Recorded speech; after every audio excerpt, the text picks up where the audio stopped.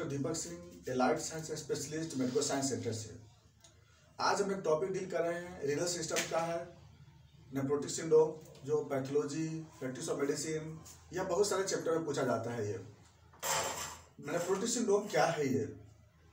यह nephrotic syndrome का मतलब ऐसा किडनी का डिजीज जिसके वजह से बॉडी में कई वेरियस इफेक्ट आता है, उस तरह के कंडीशन को नेफ्रोटिक सिंड्रोम बोलते हैं। मतलब the various disorders develop in nephron or kidney resulting the various types of complication and disorders develop in body known as nephrotic syndrome। अब जो नेफ्रोटिक की बात आई, एक तो था नेफ्राइटिक सिंड्रोम। नेफ्राइटिक सिंड्रोम में भी क्या था ना कि बहुत सारे इफेक्ट होते थे, लेकिन नेफ्रोटिक सिंड्रोम से नेफ्राइटिक सिंड्रोम में इफेक्ट कम दिखाई देता है। नेफ्रोटिक सिंड्रोम में जो भी कॉम्प्लिकेशन होती है वो जानलेवा होता है, उससे जो होती है कॉम्प्लिकेशन ज़्यादा होती है। नेफ्राइटिक सिंड्रोम एक तरह से ये बोले कि हम लोग प्राइमरी स्टेज हो गई एक तरह से, या फर्स्ट स्टेज हो गया हुआ। और नेफ्रोटिक सिंड्रोम जो होती है वो फाइनल स्टेज है, जिसमें कि किडनी को बचाना बहुत मुश्किल होता है। नेफ्राइटिक सिंड्रोम में किडनी बच सकता है जब उसके इम्यूनोसप्रेसिव ड्रग्स दिया जाए तो बच जाता है, क्योंकि नेफ्राइट जो मेन इस प्रॉब्लम जो होती है वह इम्यूनिटी की वजह से ही ज़्यादा गड़बड़ाता है किडनी। तो अब जो बात आ गई नेफ्रोटिक सिंड्रोम, ये दो तरह का मिलता है, एक है प्राइमरी और दूसरा सेकेंडरी। लेकिन ये क्या है पहले वो देख लेते हैं हम लोग, फिर हम लोग आगे चलते हैं। तो जैसे कि हम ये बता रहे हैं, प्राइमरी का मतलब क्या होगी कि किडनी की वजह से प्रॉब्लम होगी, और सेकेंडरी का मतलब कि किडनी के अलावा किसी दूसरे जगह के प्रॉब्लम की वजह से किडनी डैमेज होती है। जैसे मान ली डायबिटिक मेलाइटस एग्जाम्पल बता रहे हैं, तो क्या होगी ना कि एक जैसे मान ली जाए किडनी के बारे में जानते हैं कि जो किडनी है ये तो लगभग 13 से लेकर के और 15 लाख नेफ्रॉन से बना होता है किडनी। और जैसे ये इसमें जो नेफ्रॉन होते हैं इस तरह से कलेक्टिंग डक्ट में क्या होता है, अरेंज होते हैं, ये है ना, ये कलेक्टिंग डक्ट में इस तरह से किडनी में क्या होता है, ये अरेंज होते हैं। तो इस तरह से क्या होता है, अच्छा नेफ्रॉन का जो ग्लोमेरुलर मेम्ब्रेन होती है, वो ग्लोमेरुलर मेम्ब्रेन की जो बात चले, अगर फोटो चलते हैं तो ग्लोमेरुलर मेम्ब्रेन जैसे कि हम जानते हैं कि ये बोमेंस कैप्सूल होता है, और बोमेंस कैप्सूल में यहाँ पर आगे चल करके पीसीटी बनाता है, और बोमेंस कैप्सूल में जो अफरेंट आर्टियोल्स आता है, अफरेंट आर्टियोल्स अंदर में जा करके ये ग्लोमेरुलर कैपिलरी बनाता है। तो ग्लोमेरुलर कैपिलरी जो बनता है उसमें जो होती है कैपिलरी जो इसको एंडोथेलियल सेल कहते हैं, एंडोथेलियल सेल है ना, ये एंडोथेलियल सेल हो गए, हम ज्यादा नहीं बना रहे हैं, सिर्फ समझने के लिए बना रहे हैं।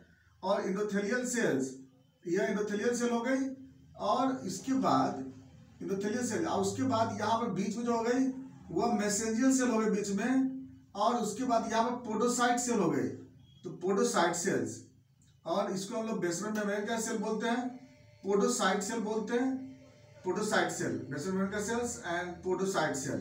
चलिए इसका मतलब, इसके बाद बोमेंस कैप्सूल का ये क्या हो गया, लुमेन हो गए। तो जब इसमें ब्लड जब आता है जब यहाँ से, तो ब्लड का जो नॉर्मल में पोडोसाइट पे और यहाँ पर निगेटिव चार्ज होते हैं, यहाँ पर एंडोथेलियल सेल, और इस पर कौन सा चार्ज होता है, निगेटिव चार्ज होता है। और यहाँ पर बीच का जो लुमेन होता है इस सभी पे निगेटिव, नॉर्मल में सब पे निगेटिव चार्ज होता है नॉर्मल सेल पर, और जो बीच का जो पोर होता है यह 75 नैनोमीटर डायमीटर होता है, 75 नैनोमीटर इसका डायमीटर होता है। तो अब क्या होता है कि जब भी ब्लड इसमें, जब नेफ्रॉन जब ग्लोमेरुलर मेम्ब्रेन में आता है, तो ग्लोमेरुलर मेम्ब्रेन जब भी ये आता है ब्लड, तो यहाँ पर वही सब्सटेंस फिल्टर होगा जिस पे चार्ज होते हैं वो पॉजिटिव होंगे, और जिसकी साइज 75 नैनोमीटर से कम होगा। यानी कि ब्लड जब आएगा ग्लोमेरुलर मेम्ब्रेन कैपिलरी में, तो ग्लोमेरुलर कैपिलरी से वही सब्सटेंस यहाँ से फिल्टर होगी, वही सब्सटेंस फिल्टर होगी कि जिसमें पॉजिटिवली चार्ज होंगे, और जिसमें साइज होती है 75 नैनोमीटर से कम होगा। तो नॉर्मल में यहाँ पे ब्लड आता है, अब क्या होती है, तो जो फिल्टर होती है उसमें क्या होती है, urea, uric acid, creatinine, water, amino acid, glucose, बाकी चल करके कुछ ना कुछ फिर रीअब्जॉर्प्शन और सिक्रीशन होते हुए और फिर आगे चल करके यूरिन बनता है। ये तो हो गई बात, नॉर्मल बात चलते हैं।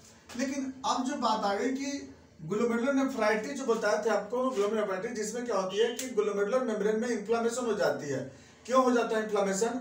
कि कई ऐसे एंटीबॉडी होते हैं, जैसे बच्चों के केस में ज्यादातर लोग देखे थे, वहां पे स्ट्रेप्टोकोकस का एंटीबॉडी देखे थे, या फिर और तरह का एंटीबॉडी देखे थे बच्चों में।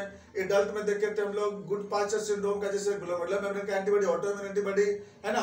इसके बाद साथ साथ कंप्लीमेंट C3 कंप्लीमेंट एक्टिव होकर के, और इस तरह से क्या होती है कि पोडोसाइट के साथ अटैच कर जाता है यहाँ पे।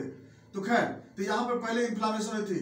जब धीरे धीरे इन्फ्लामेशन बढ़ते चला जाता है, जब C3 कंप्लीमेंट यहाँ पर बहुत ज्यादा कॉम्प्लेक्स प्रोटीन बना ले, कॉम्प्लेक्स स्ट्रक्चर बना लेता है, तो पोडोसाइट को डैमेज करने लगता है यहाँ पे। तो जब शुरू में क्या होती है कि ज्यादा चेंज नहीं होती है, शुरू में क्या होती है वो, जिसको लोग पहले क्या बोलते हैं, मिनिमम चेंजेस बोलते हैं, मिनिमल चेंजेज। और मिनिमम चेंजेज वही सिंड्रोम में कन्वर्ट कर जाती है। तो शुरू में क्या हुई थी ना, तो प्राइमरी को बोलते हैं हम लोग मिनिमल चेंज करते हैं, minimal change of nephron. Minimal change of nephron क्यों बोले थे?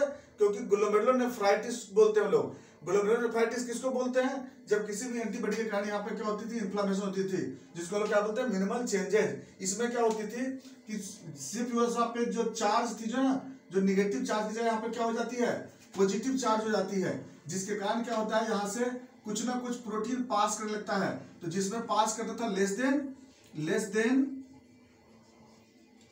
3.5 ग्राम पर डे, वहां पर क्या होती थी 3.5 ग्राम से पर डे से क्या होती थी, कम लॉस होती थी यूरिन। लेकिन अब क्या होगी, यहाँ पर 3.5 मिलीग्राम में आ जाएगी, है ना, 3.5 mg पर डीएल, लेस देन 3.5 mg पर डीएल पर डे एक दिन में। तो उससे अगर कम लॉस होगी तो क्या होगी, तब नेफ्राइटिस सिंड्रोम के केस में ऐसा हुआ था। और क्या होती थी इसमें, आरबीसी से क्या होती थी, पास कर जाती थी इसे, जिसमें बताते कि रेड कलर ऑफ यूरिन बनता था। लेकिन खैर वो तो बात की बात है। लेकिन धीरे धीरे यह इन्फ्लामेशन अगर ज्यादा हो जाता है, तब उस केस में क्या होगी, पोडोसाइट धीरे धीरे डैमेज कर जाएगी, या हो सकता है कि ये जो मेम्ब्रेन है, ये मेम्ब्रेन भी क्या हो जाएगी, अल्टर हो जाएगी। तो ये जो था, ये तो इसको लोग बोले थे प्राइमरी ग्लोमेरुलोनेफ्राइट,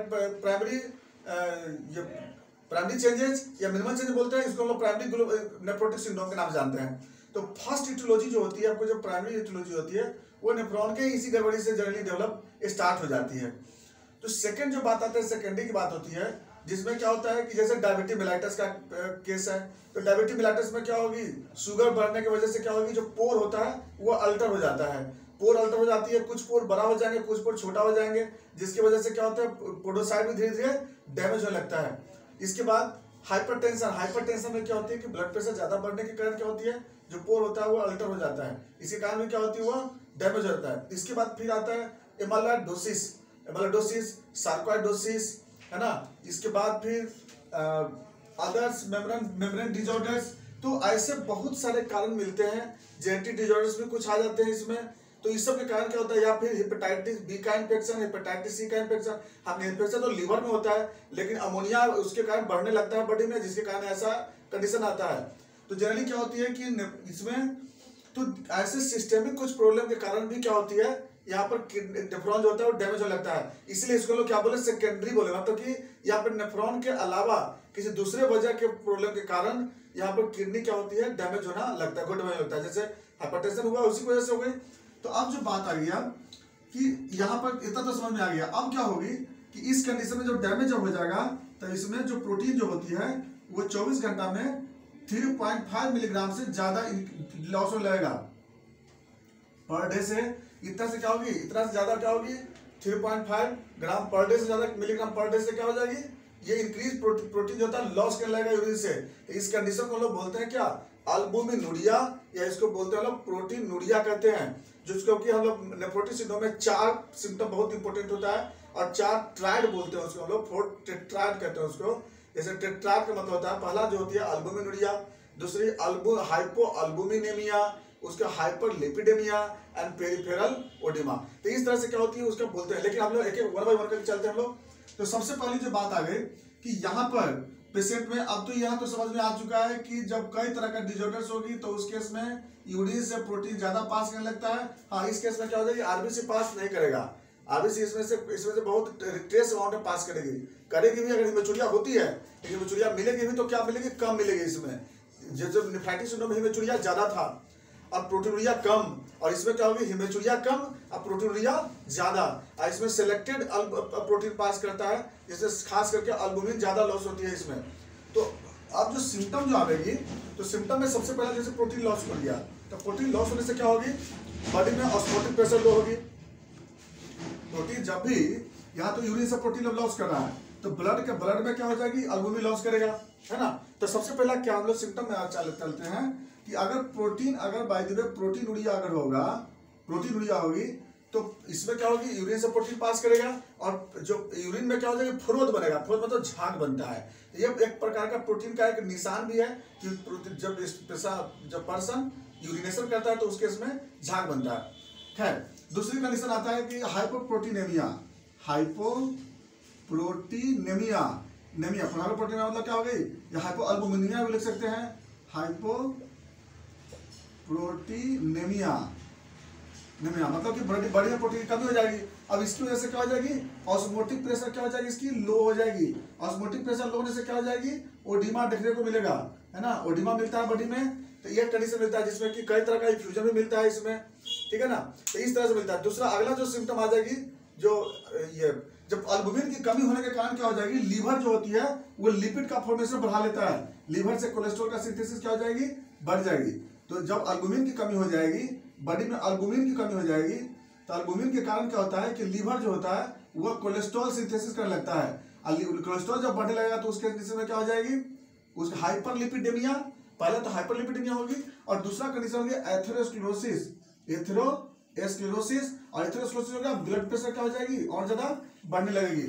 इस कंडीशन, यह कंडीशन मिलता है इसमें। अगली जो कंडीशन आ जाएगी क्या हो जाएगी, साल्ट रिटेंशन। इसके साल्ट रिटेंशन के कारण क्या हो जाएगी, बॉडी में स्वेलिंग होने लगता है, जो कि साल्ट रिटेंशन नेफ्राइटिस सिंड्रोम में ज्यादा मिलता है। इसके बाद बॉडी में बहुत सारे प्रोटीन की हार्मोनल डिफेक्ट होने लगते हैं। विटामिन डी की डिफिशियंसी होगी, क्योंकि विटामिन डी की डिफिशियंसी के लिए कुछ हार्मोन जो रिस्पॉन्स होता है, वह रिस्पॉन्स जैसे 25 हाइड्रोक्सी या 1 हाइड्रोक्सी, इसका सिंथेसिस होता है, जिसकी वजह से नहीं बन पाएगा। और उस कंडीशन में क्या हो जाएगी, विटामिन डी की डिफिशियंसी होगी, कैल्शियम डिफिशियंसी होगी, बोन डिजॉर्डर्स होगी, ज्वाइंट डिजॉर्डर्स होगी। इस केस में ज्वाइंट पेन पेशेंट में स्टार्ट हो जाएगी। ऐसे कई तरह के सिम्टम पेशेंट में मिलना स्टार्ट हो जाएंगे, और कॉम्प्लिकेशन भी होने लगेगा पेशेंट में।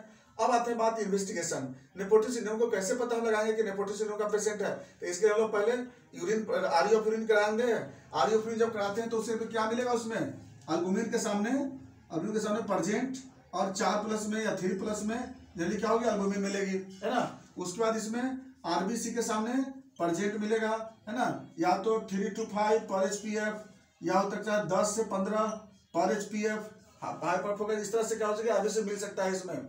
इसके बाद हम लोग अगर ब्लड शुगर का जांच करके देखते हैं, ब्लड शुगर उसमें क्या हो जाएगी, बढ़ा मिलेगा उसमें। अच्छा, यूरिन शुगर में भी आपको ये पॉजिटिव आ सकता है ना, अगर डायबिटीज की वजह से होगा। उसके बाद बेंजोन प्रोटीन कराते हैं, तो बेंजोन प्रोटीन बढ़ा हुआ मिलेगा, क्योंकि ये माइलोडोसिस हो रही है। अब माइलोडोसिस में बेंजोन प्रोटीन क्या हो जाएगी, पॉजिटिव मिलती है। ब्लड यूरिया कराएंगे, बढ़ा हुआ मिलेगा। सीरम क्रिएटिनिन कराएंगे, बढ़ा हुआ मिलेगा।